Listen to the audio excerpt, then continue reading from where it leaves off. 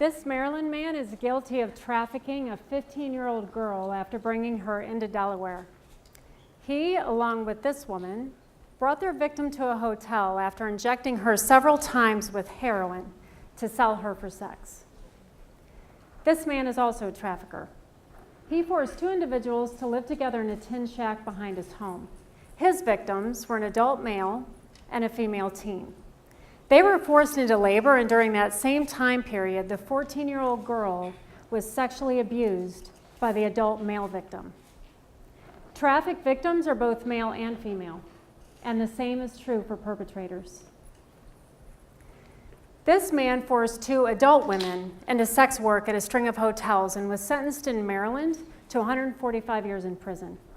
This criminal is now behind bars, but the question that begs an answer is what's happened to all of the survivors? We're recognizing the large gap between the needs and the resources, demanding the building of a bridge for survivors from trauma to a safe haven. To build that bridge of hope, there has to be something brighter on the other side. We cannot ask victims to risk their lives by testifying in a courtroom. We cannot ask them to sacrifice family members' safety in exchange for the truth, and we cannot expect them to leave when we cannot offer accessible alternatives in long-term housing. Shelters are often filled to capacity, and when there's no safe and abiding haven, victims have no recourse. And traffickers often visit shelters looking for vulnerable people who will have nowhere to go when they leave. Or perhaps one of the Johns that just bought them for sex could be housed in the very next room. On the TEDx stage last year, I noted there were 13,000 animal shelters in our country. We have less than 700 beds in America for our trafficked population. Here are the results from the National Survey for Residential Programs for Survivors. Now, data is very hard to obtain, but this study estimated nearly 200,000 juvenile victims every year, so this does not even include adults. And we have less than 700 beds to support all of them. Only 16 states have facilities, and 28 have none, with no plans to open any, and our male population remains grossly underserved and unrecognized. Now in 2017, many states have inadequate comprehensive services and no long-term housing designed for trafficked victims.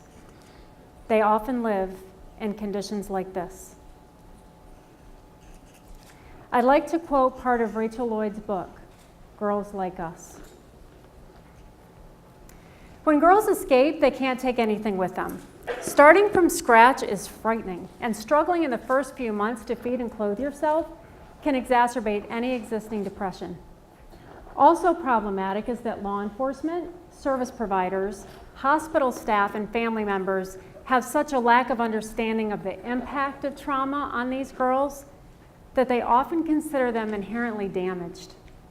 Girls are labeled difficult and resistant, even by people within the anti-trafficking field, and there's a lot of frustration when they return to their abusers. Rescuing trafficking victims may sound like a fantastic idea, but talk to any service provider that has worked with these children and youth, and you'll hear the reality is a lot more complex.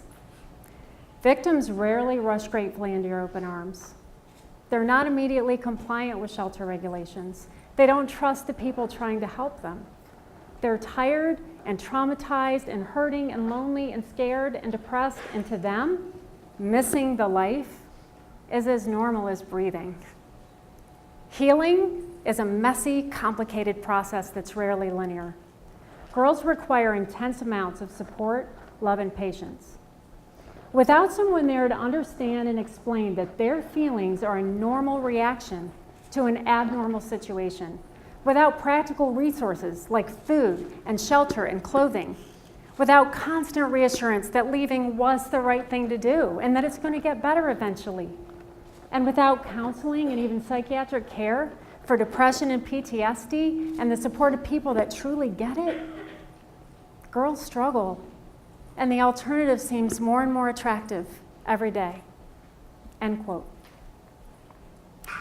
We're in desperate need of 3 types of shelter: crisis, transitional, and long-term rehabilitative.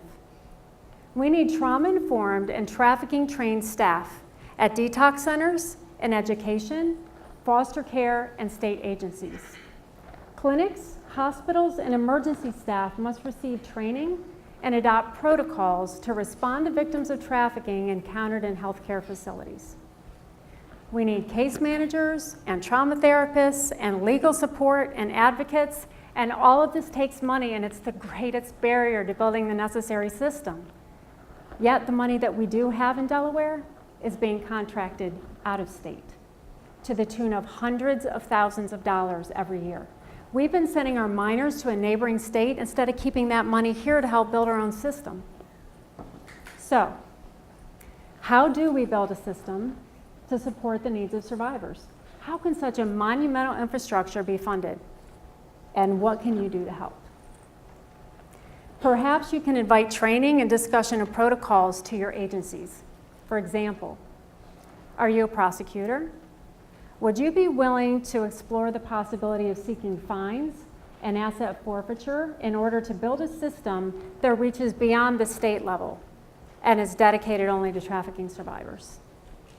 Or perhaps you could become a licensed foster care parent, willing to obtain specialized training needed to care for trafficked minors. Or you could be a mentor for a minor, or provide transportation for adults in a network of community support.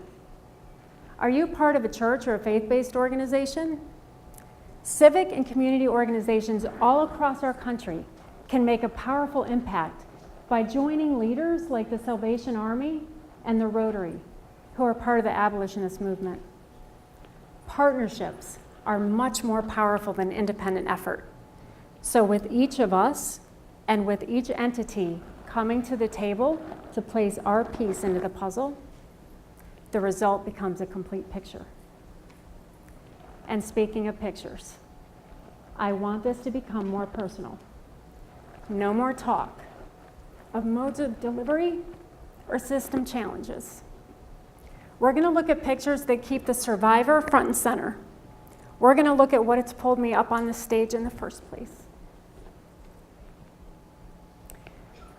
These are brandings.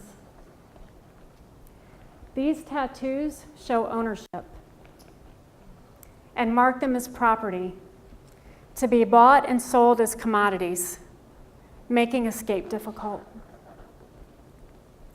Here's Melissa. From the time of lure through a horrific journey of commercial sexual exploitation. These mugshots were taken over a period of 5 to 7 years, and you can see the declination due to drug abuse and rape and complex compound trauma. Here's Patricia.